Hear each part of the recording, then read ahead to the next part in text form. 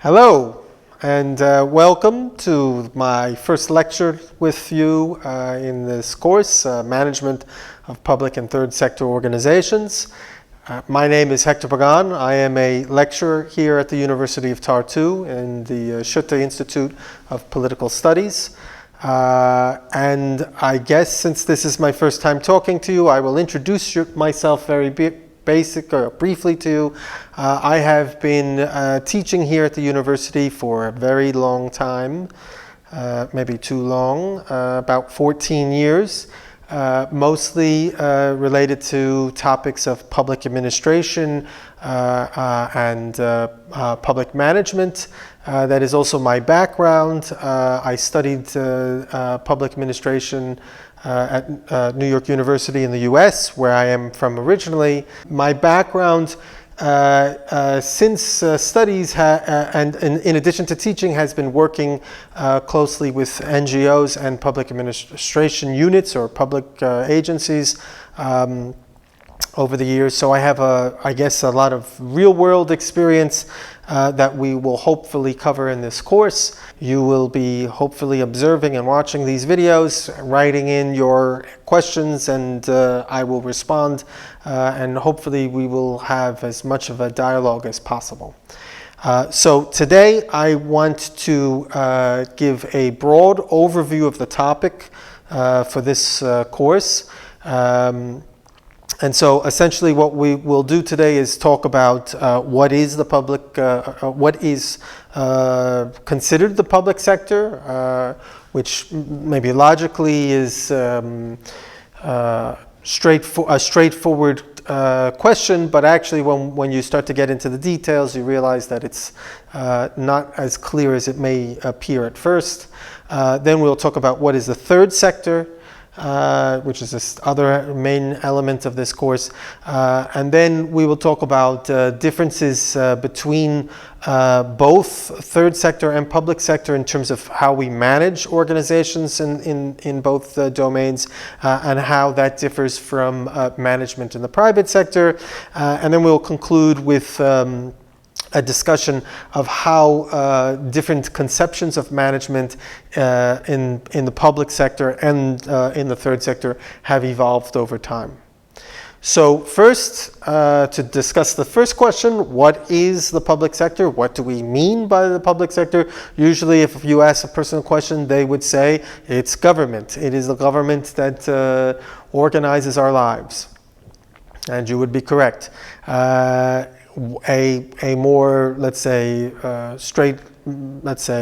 textbook definition would be that it is publicly controlled or publicly funded agencies, enterprises, and other organizations that deliver public programs, goods, or services. And as I mentioned before, the line between what is public and what is not public has started to blur over time with greater variation between different public agencies. And so although people tend to think of it as a monolith, it actually is a complex web of different institutions interacting with each other. In Estonia, there are well over 2,000 separate public agencies at the local level and at the central level. And in Estonia, as in most established democratic states, these agencies or the different entities within the public sector are located. One way to think of them is in terms of being in sort of concentric circles, right? So first we have what's considered the core government, right? And this is the ministries, the departments that are within the ministries. They typically report to some sort of central authority, whether it's a prime minister, whether it's a mayor in a local government, and they also interact with some sort of legislative entity, right? So this is the administrative or the bureaucratic wing of the government. Let's say, think of it that way. And so examples of this: Ministry of Justice, Ministry of Economic Affairs. When we think of government, this is what most people would think. And then oftentimes people might stop thinking. But in the reality, public sector is much more complex than that. We also have public agencies that provide goods and services, or public goods and public services. And these might be separate entities, or they might be attached directly to the core government. Right? And so, for example, you have in Estonia the Estonian Veterinary and Food Laboratory, which is a entity that is a separate organization, but reports directly to the ministry within Estonia. So this is, let's say, part of the government that has been separated out from the core governing institutions for various reasons, which we will discuss throughout this course. At the next level, after the agency level, is what is considered public enterprises. And this is where we really start to move further and further away from what we normally think of when we think of government or public sector. And again, just like public agencies or the core government, they deliver public programs, goods, or services. Public enterprises oftentimes operate completely separate from the government, and any interactions they may have with the ministry is less like secure. Let's say it's maybe not written into their guiding documents, right? Oftentimes public enterprises must compete in private markets. And they also can make profits. This is something that distinguishes them very much from public agencies, whereas public agencies are arms of the government that are unable to earn revenue or profit necessarily. A public enterprise is formed specifically because it can generate its own revenue.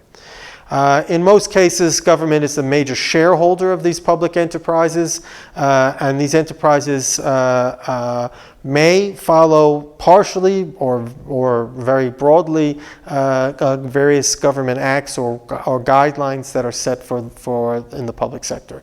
So, for example, if the government has in a country has regulations for how they treat their employees, public enterprises working underneath the state often will abide by those same rules. And so some examples of this might be RMK, which is the State Management Forest Center in Estonia. They are responsible for managing all of the forest, all the publicly owned forest land in the country. So where do they make their revenue? They're able to take some of that land and sell it to private owners to generate revenue, which they then use that revenue to then pay for the upkeep and management of the forest. Another example is Estonia, which is the energy utility company, which is separate from the state, but still has connections to the state. And most importantly, it's providing a public service. It's considered the provision of utility or energy is a public good that must be provided. So the state is ensuring that it's provided to its people via a public enterprise. The next ring we go to is state businesses. And these are very similar to public enterprises. They are incorporated separate from the government. They're able to go out and market themselves separately. They're able to earn revenue. They can earn a profit. The difference is that a state business may or may not be carrying out a clearly obvious public service or public good. One example of this in Estonia would be Operail, which is an international railway logistics company.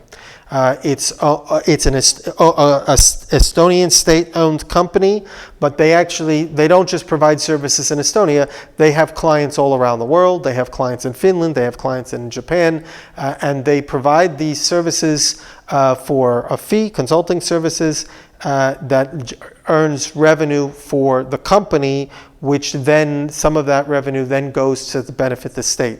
as the state is a major shareholder. So a state business is less about providing a public service and more about generating revenue for the state. Of course, I'm sure you could find exceptions, but generally speaking, that's what happens. And then the last ring of the public sector, which is probably the most, let's say, the least tangibly connected, is the area of public contractors. And as we will talk about more in this course, increasingly over time, public governments have relied more and more on private firms to provide goods and services for them, right? So logically, if I have a company that's a privately owned company that has no connection to the government, except that it has one contract with me, logically, we might think, that's not part of the public sector. But some would argue against that logic because, for example, if I have a private company and 85% of my revenue comes from one public agency or from the government, I'm probably going to be very much influenced by the state. More so than I would be influenced if I was a private company who had customers from other segments. So these companies, although they're private sector, they often adopt many of the similar approaches that are used in the public sector. So some people who analyze include them in the public sector and some don't. That's a broad overview of what the public sector is, and we'll talk more as the course goes on about these details of this. The other main concept in the course is that of the third sector. What exactly is the third sector? There are many ways of perceiving the third sector, depending on your vantage point. The approach that we will take is that the third sector is essentially institutionalized civil society. Civil society is this space between the state, between private enterprise, and between the community. So you have these three segments of society, and then there's an area in between where there's overlap between the three. We have the community that overlaps with the public sector. We have the public sector that overlaps with the private market. We have the community that overlaps with the private market, and in this space that is in the middle, this is often considered as a civil society, the place where people are engaging, and all of these different interests are sort of coming together. And so when I say institutionalized version of that, what do I mean? I essentially mean different types of institutions. What we think of most often are nonprofit organizations. In Estonia, they're called MTUs, Mittetulundus Ühing. That's my New York Estonian accent. So the idea is that third sector organizations have elements of the community, have elements of the public sector, and have elements of the market, but they're not any of those three things, right? So, for example, the term NGO, which many of you have heard, is a non-governmental organization.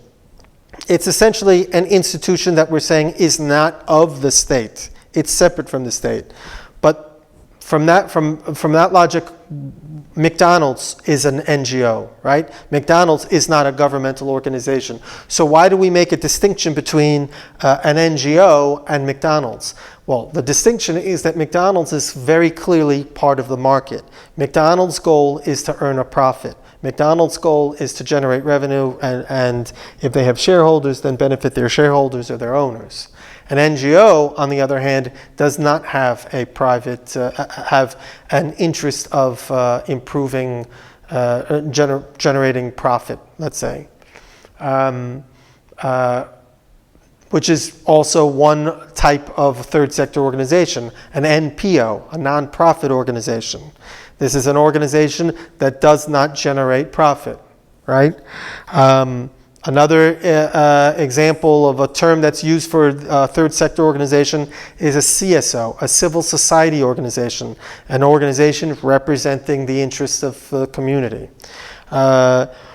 We also have concepts like social enterprises. We have mutual benefit organizations. Those are like clubs of people coming together to benefit to the group. A sports club, for example. A sports club job, isn't to generate a profit. It's to enable its members to be able to go and play volleyball or something, right? Or you might have a public benefit organization, an organization whose goal is specifically to provide benefits for the public. Right? So the third sector, there are all these different ways that we think of the third sector, right? The key thing to understand is that the reason why there is even a conception of them is because we're basically saying that there are organizations in our society, or a need for organizations in our society, that don't represent the state and are not making a profit. There are organizations that should have some other goal, maybe a public goal, but not be arms of the state. They should be coming from the community. That's generally what we think of or is considered when we talk about third sector. So we have a third sector, we have a public sector, and we have the private sector or for-profit sector. The goal of this course is that if once we accept that these three spheres of organizations or types of organizations exist, the question then becomes, can we manage all three of them the same way? And this is a debate and discussion that has taken place for a long time amongst many scholars and researchers. Can I run the state like McDonald's?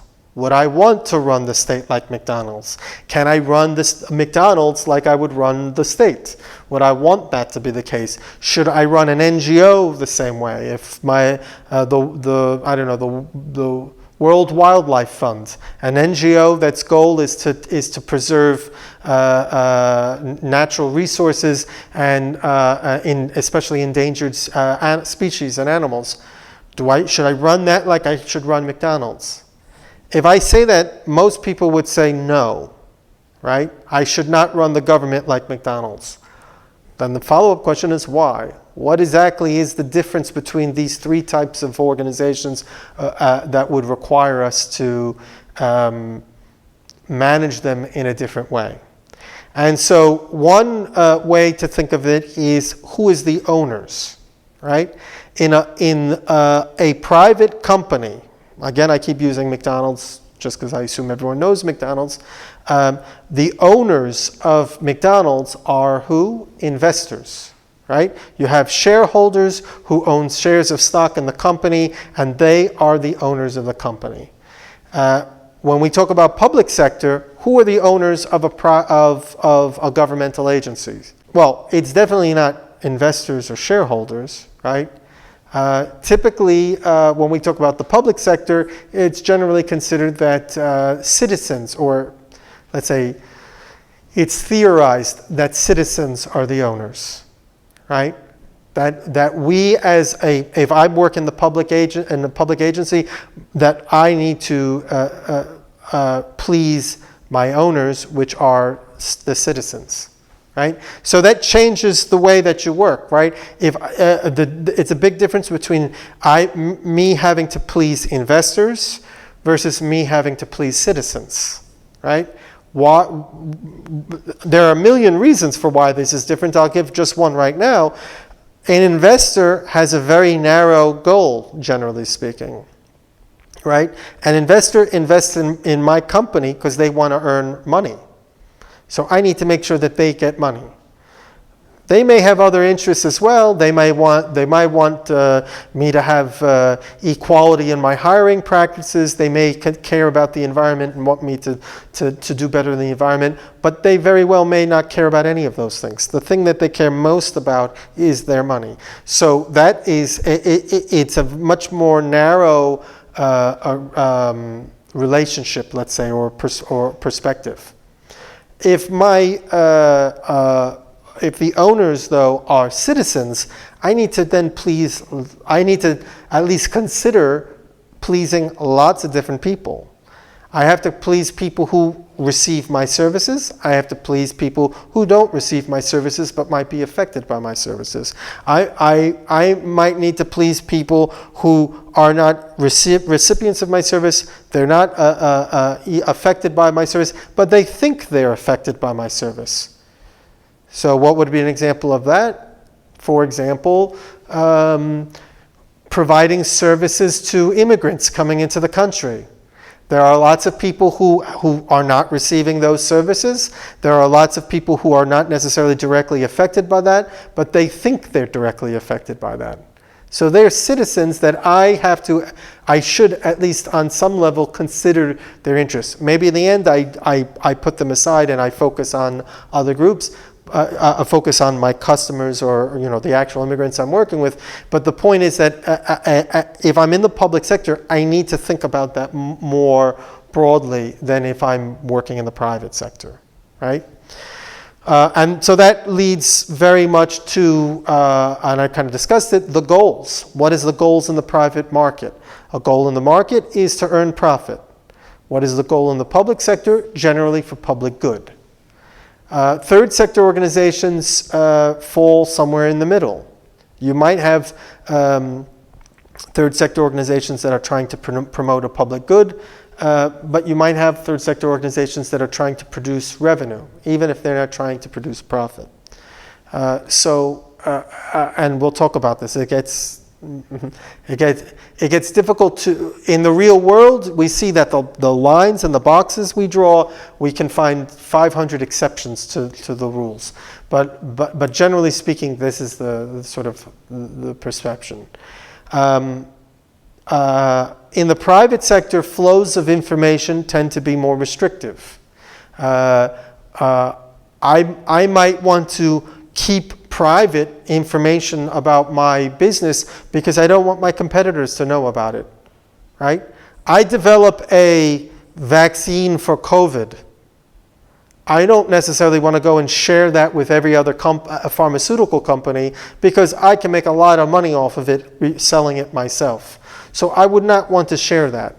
Whereas if I'm in the public sector and I'm a public agency and I discover a vaccine for COVID, I would probably be much more willing to share that more broadly and widely with society because I have this interest in public good. Now, of course, some of you might be thinking there are exceptions to that. There are going to be exceptions to almost every single rule that I talk about in the course, so just get used to it. Another aspect, which I kind of covered already, is customers. In the private sector, I need to be really concerned about my paying customers. Pretty much those are my only customers, my paying customers. Maybe there might be other secondary customers I need to be worried about. For example, I sell toys, right? Who's my customer? The child who is playing with the toy or the parent who is the person buying the toy for the child, right? So that's a little bit of complexity there. But if I'm talking about the public sector, then my customers are not just, like I said before, they're not just the people directly receiving the service. They're people who are, peripheral to the service. Consideration of externalities is a very key element. In the private sector, externalities, from a very strict sense, and what do I mean by externality?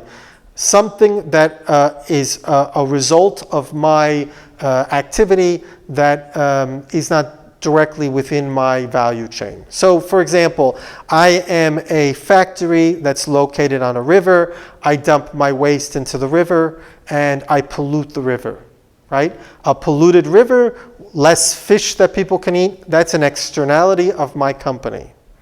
I can, as a company owner, I can choose to care about the river and try to clean the river up or minimize the amount of waste putting in. But if there are no laws in place, I'm under no obligation to do that. That's something external to my operations, right? I only need to care about that if a law gets put into place that forces me to care about it. At which point, it no longer is just an externality. It's actually something that's part of my business activity. In the public sector, in theory at least, externalities should always be considered.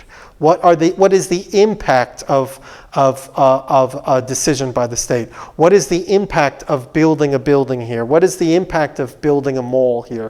What is the impact of knocking down a forest? All of these things should at least be considered by the state.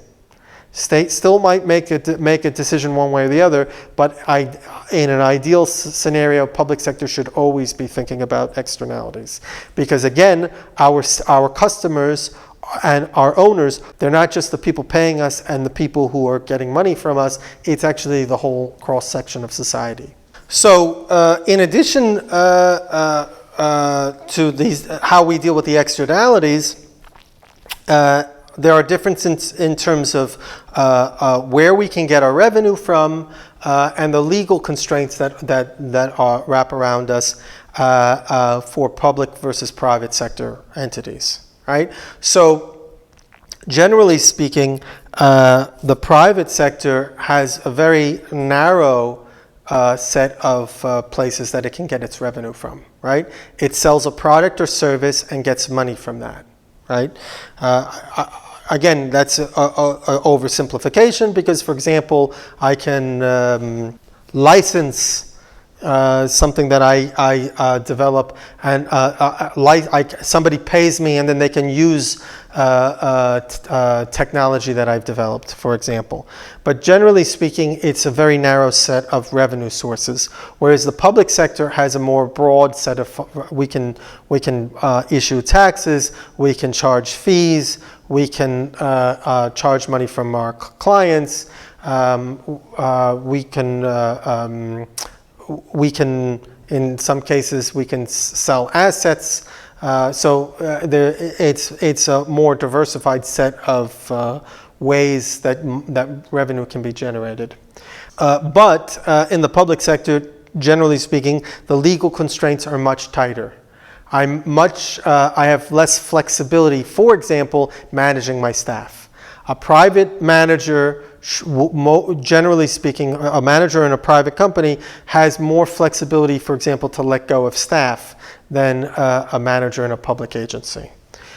So that also can have a major effect on how we manage these different types of organizations.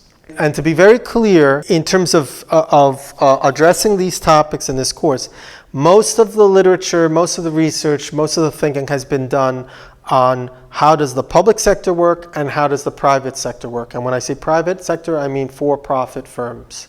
How the third sector operates is a topic that has only become very prevalent in the last 20 or 30 years. So what you will see in this course is a lot of times I will be talking about the public sector versus the private sector, and then stick something in about the third sector afterwards. Again, because of, like I said before, the third sector is kind of taking pieces from all of them. It's of them and not of them, of the different aspects of society. So the last thing I wanted to discuss, though, is the general evolution over time of how the public sector gets managed. And so the simplest way to think of it, that's the way we will consider it in this course, is that there have been generally three phases. First, we have traditional public administration, then we have the concept of public management, and then the third is the idea of governance. Traditional public administration became very popular in the early 20th century, and it starts from the logic that the public sector is very, very different from the private sector.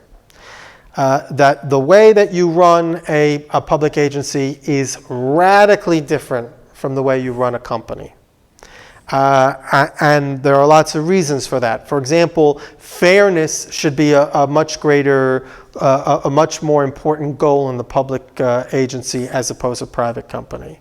Efficiency should be less important than fairness, for example, right? So I have my public agency, and I'd rather do things relatively slow, but be very fair in how I apply it and do it, as opposed to a private sector firm, which would be more interested in doing something quickly or efficiently, even if it winds up negatively or adversely affecting population unevenly. Right, as one way of one aspect of it, and again, I'm sort of giving the sort of broad perspective of the concept, right? Because if you go back into the literature, you find lots of scholars who were scholars of the traditional public administration who would contradict some of what I just said, right? Or oppose some of what I just said.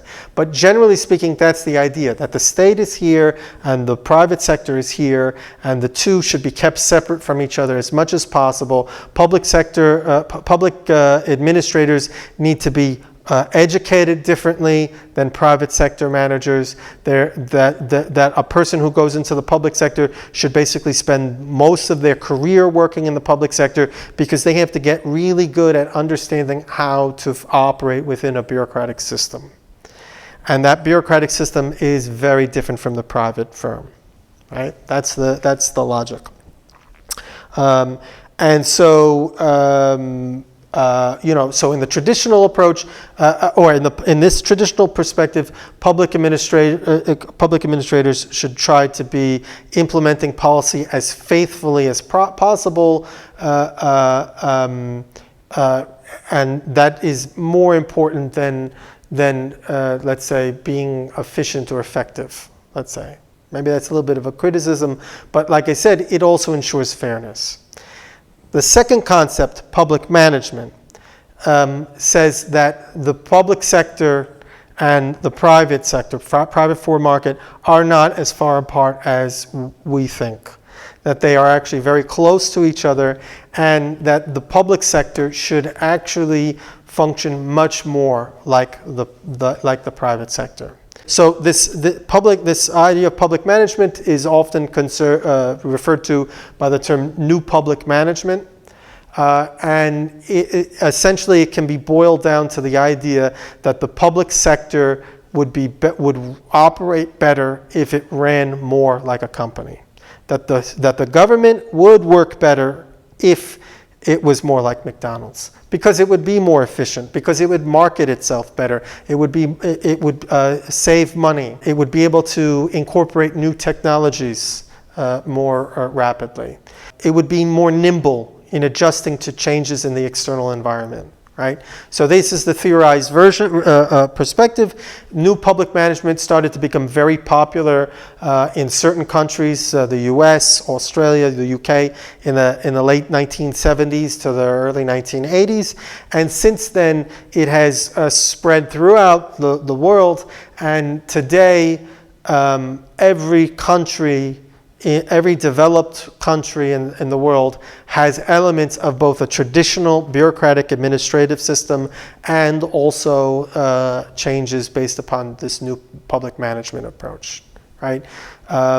For example, what I was talking about before, all this diversification of public agencies. A traditional public administration perspective would say, we don't need to have all these concentric circles. We don't need to have public enterprises. We need to have core ministries with the agencies that they operate. It should be a large bureaucratic system starting at the top with the ministry and then working its way down with subsidiary departments or units within the same ministry, and they should become as effective as possible in being public administrators. New public management says, no, don't have this hierarchical, large bureaucratic agency. Break it up into pieces. Break it up. Have different units carrying out the same activities. These units oftentimes can be private companies. The bureaucratic system should be smaller, and it should be subcontracting out to private companies, and it should be developing state enterprises, and it should be much more diversified, let's say, and decentralized. The phrase that often is ascribed to this is the idea that traditional public administration is about the public sector rowing. That a public administrator should be doing the rowing. We're in a boat, and they're the ones rowing the boat.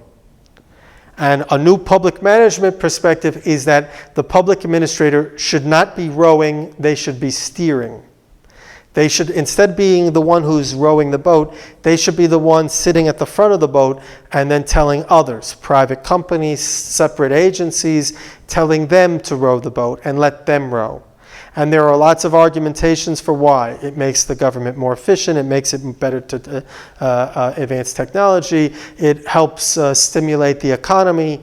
And so there are a lot of arguments for it. Are also arguments for saving money. For example, this started as an ideological perspective, or let's say a theoretical perception based upon a very strong theoretical or ideological perspective, which is, for example, competition is always better. So, instead of saying that one agency does everything, this agency now says, okay, I'm going to subcontract out a service. 20 years ago, the city of Tartu picked up all its own garbage. It had a department of sanitation that picked up all its garbage. Now what we're going to do is we're going to issue a contract, and we're going to have a bunch of companies compete with each other for the right to get that contract, and then whoever gets that contract, they're the ones who will pick up the garbage. And by creating that competition, it will cause companies to be more efficient. It will save money. It'll have all these normative benefits. In practice, as time has gone on, what we have seen is that sometimes it's true, sometimes it's not true. The devil is in the details, so to speak. That some companies work really well, and privatization and an NPM approach works really well, and in other cases, it doesn't work so well. And we'll talk about that more in the course, about which types of activities fall into which box. The third perspective of government, which has become prevalent today, is the idea of governance. And the idea here is that instead of saying, in the traditional approach, the public sector should be rowing, and in the public management perspective, the government should be steering. Okay, go to the left, go to the right. The governance perspective is that the public administrator should be serving. Meaning that not that the public administrator is an expert who knows what's the best thing to do. What a public administrator needs to do is consult with the citizens and understand what the citizens want and get their input in. And okay, maybe it's not the only part of the decision, but it's a key part of the decision. And so things like participatory budgeting, where we ask citizens to give input into what the budget should be spent on, is an aspect of governance.